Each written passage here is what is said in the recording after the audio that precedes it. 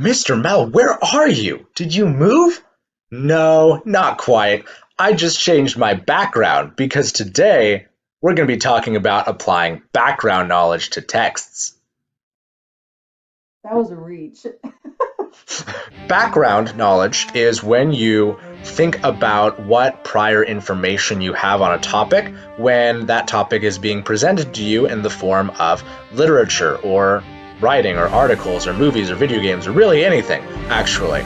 We use background knowledge a lot more often than we think. As soon as we see a topic in a piece of writing, we automatically come up with a couple of different ideas we already have about that topic based on our experiences with it.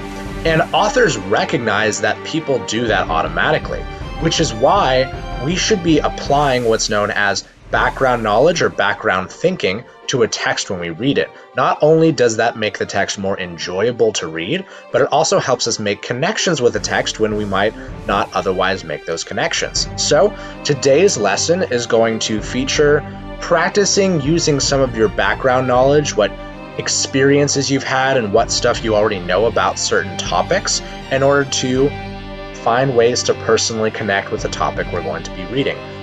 As you listen through the audio recording of me reading through this article, go ahead and listen for some of those cues when I kind of stop and think to myself, what do I already know about this topic, or what experiences have I already had about this topic?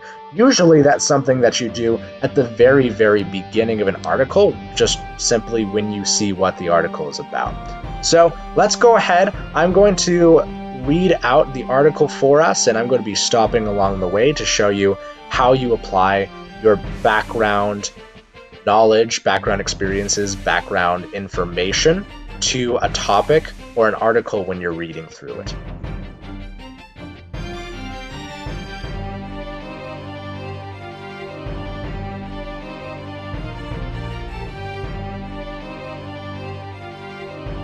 At this point, you should have pulled up the article Online Identity that I have posted underneath the independent practice.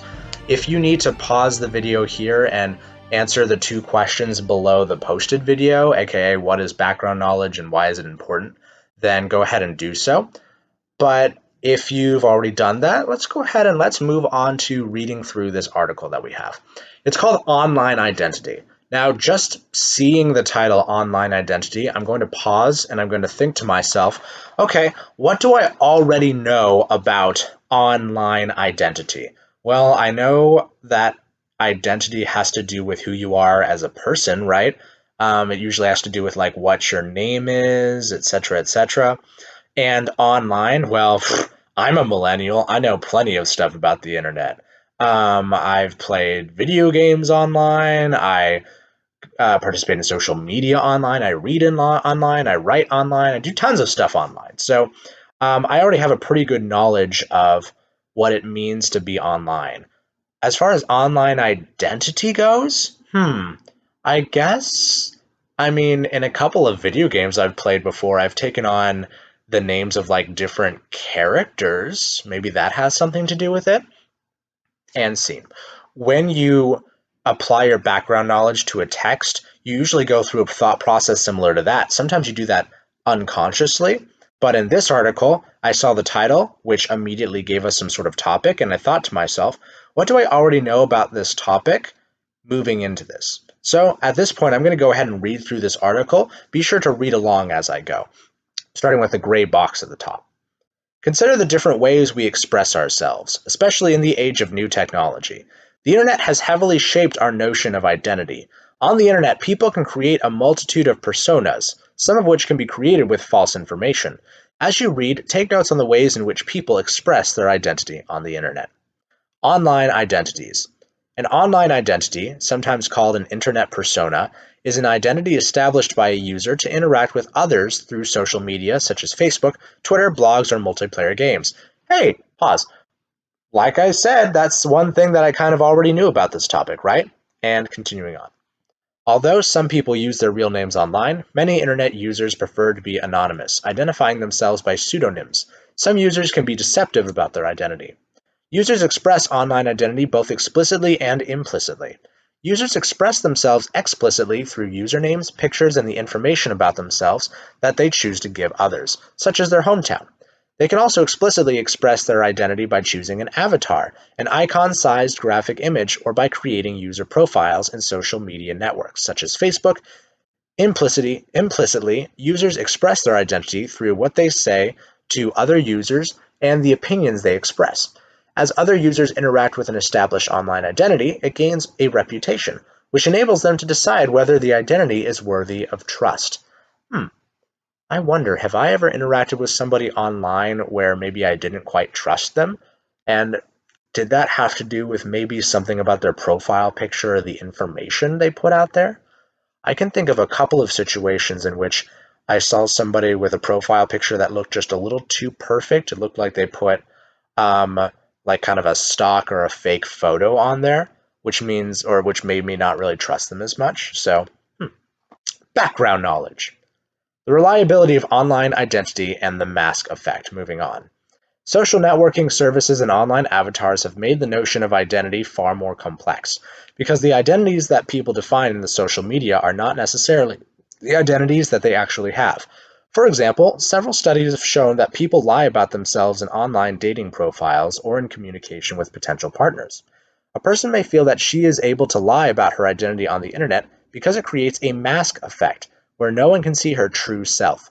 Social theorists believe that whenever an individual interacts with others online, she portrays a mask of her identity, not her true identity.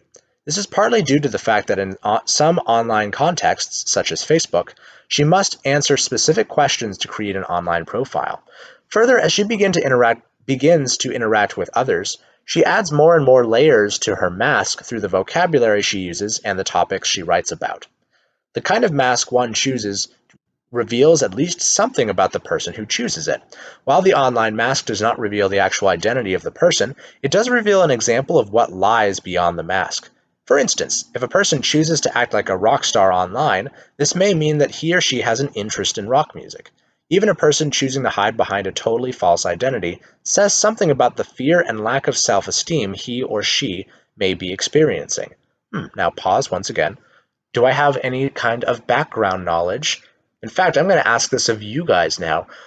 Do you have any moments or situations in your lives when you've hid behind a fake profile? Or have you ever incorporated something into your online identity that says something about you, maybe says or reveals one of your interests?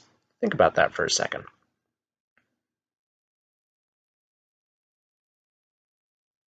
Okay, and moving on. Relation to real world physical and sensory constraints. Online identity offers potential social benefits to those with physical and sensory disabilities because others cannot see them. These users can free themselves from their disabilities by creating online personas that are not disabled. This is called disembodiment and gives these users the opportunity to operate outside the constraints of social stigmatism. They can be treated on their merits as a person rather than being seen as somebody inferior due to a disability. Concerns. Most concerns about virtual identity revolve around the contrast between online and offline existence.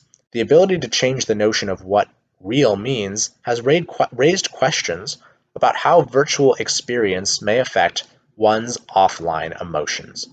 Now, at this point, go ahead and read through some of the comprehension questions and work your way up using your background knowledge to answer the exit ticket question of the day, which asks, how does somebody truly identify or define who they are as a person? This idea of being able to hide behind alternate identities is going to come into play next week when we start reading a novel that I'll be talking more about on Friday.